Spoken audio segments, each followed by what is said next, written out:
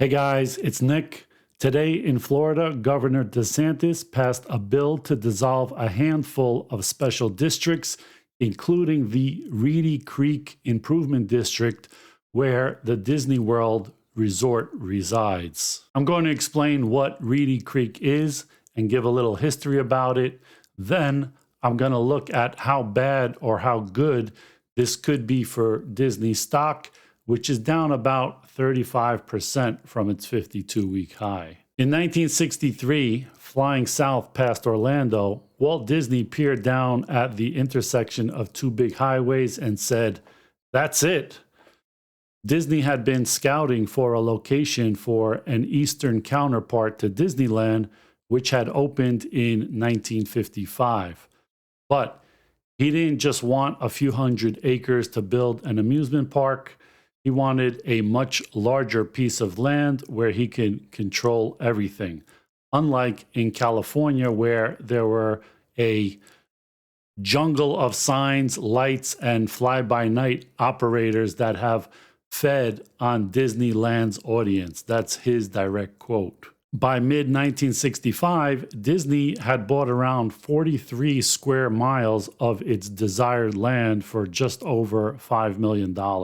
Disney sits on a 39 square mile plot of Central Florida land that since 1967 has been able to operate as its own government. The Reedy Creek District was created in the first place because company founder Walt Disney wanted to create a futuristic city in Florida, and that was a dream that never came true. So later, a circuit court created the Reedy Creek Drainage District to allow Disney to start draining the marshy soil on both its own and adjoining land. But it relied on a statute that prevented minority landowners from blocking Disney's drainage plans. So Disney's lawyers plotted the future of Reedy Creek, which would be governed by a board of 5 supervisors, all of whom had to be landowners in the district. Well, Disney's land was held by 5 Florida corporations controlled by Disney. So Disney controlled the whole board. Now, special districts have been around since the 19th century, and they let pockets of local government that can issue debt to build necessary infrastructure. The Tennessee Valley Authority is a famous example of that. And in 2002, there were 35,000 special districts. Today, Florida has nearly 1,850 special districts. Disney pays taxes to the Reedy Creek Improvement District and 2 counties its resort straddles, Orange and Osceola.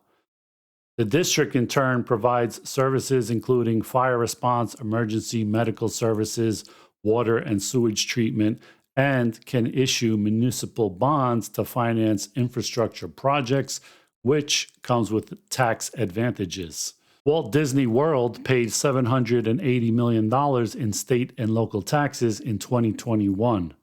Dissolving the district would mean the company could no longer finance improvements through municipal bonds, which carry tax advantages.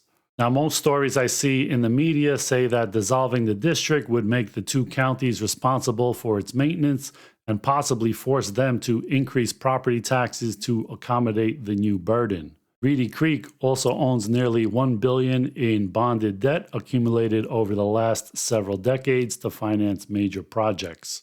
So is Disney really going to just dump their $1 billion bond obligation onto these 2 counties? And now Reedy Creek is going to get all their services for free now? You know that's not going to happen, right? The other theme parks in the area do not have the same kind of Disney deal, so let's see what they pay. Orange County's 2021 top property taxpayers in the county are Walt Disney World, Universal Orlando Resort, Hilton, and Marriott, among others. In 2021, Universal Studios Florida paid $5.35 million in property taxes on the 108-acre property they have. Disney's Reedy Creek District is 25,000 acres. So if Disney paid the same rate, it would be about $1.23 billion a year. So because of this law, the state will have to fund part of Disney's annual $355 million budget for Reedy Creek. And it is estimated that Reedy Creek operational costs are around $163 million annually. Now, Orange County collects over $600 million in general revenue from property taxes, but to take on another $163 million, it would have to increase taxes by about 25%. So are taxes going to go up for people in these two counties to pay for Disney expenses? And where will this money come from?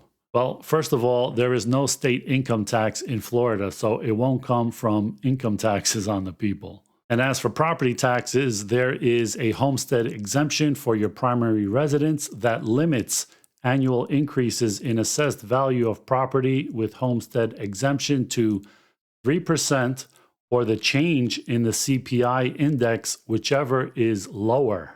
So they're probably not going to get a lot of money there. So it seems like they're going to be providing the same services to Disney, but they will charge more for it and possibly put them more on par with other parks' pay eventually. During his press conference, DeSantis said the state would help take care of the services or utilities and, quote, "Don't worry, we have everything thought out. Don't let anyone tell you Disney is going to get a tax cut out of this. They are going to pay more taxes as a result of this."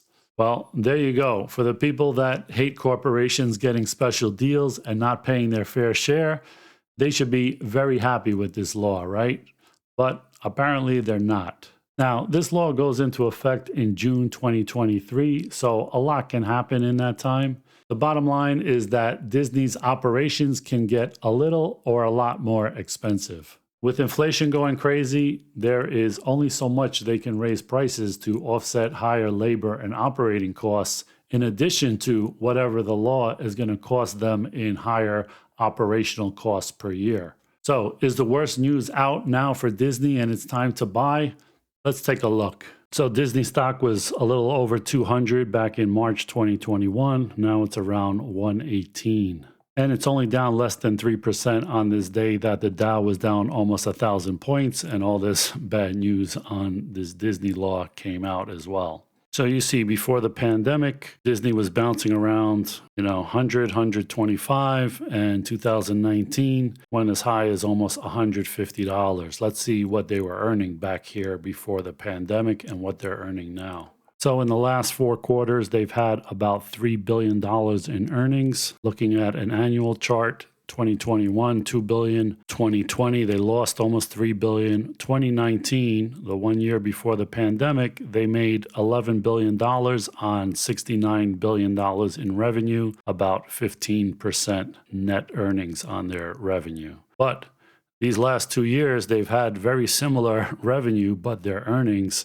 are nowhere near that 11 billion. And so because of that, they have a PE of around 70. So even if they got their earnings back to $11 billion at this price where the stock is, that would equate to about a 20 PE. So a little cheaper than the S&P 500, but not a bargain by any means at this price. And by the look of all these other darlings like Netflix, Facebook, Amazon, not holding up well, it's the whole market that is taking all stocks down. So it's not just Disney, although they are being affected by this big drop in Netflix. All the streaming companies are as well. So there's a lot of headwinds there for Disney going forward. So even though the news related to this is out and the increased costs will be negotiated by lawyers and Disney's 40 or so lobbyists in Florida for the next year, Disney has the same problems as other media and streaming companies, as well as the inflation that's affecting all companies in the US. With an almost 1,000 point drop on the Dow from fear of higher interest rate increases coming soon, it may be that all stocks will be getting cheaper no matter how well they're doing. Disney is not going out of business, but their earnings have not returned to pre-pandemic levels. And so I would not pay pre-pandemic prices for it right now. Remember, this is not a recommendation to buy or sell, so do your own research. I hope you liked this video, and I'll see you in the next one. Thanks for watching, guys.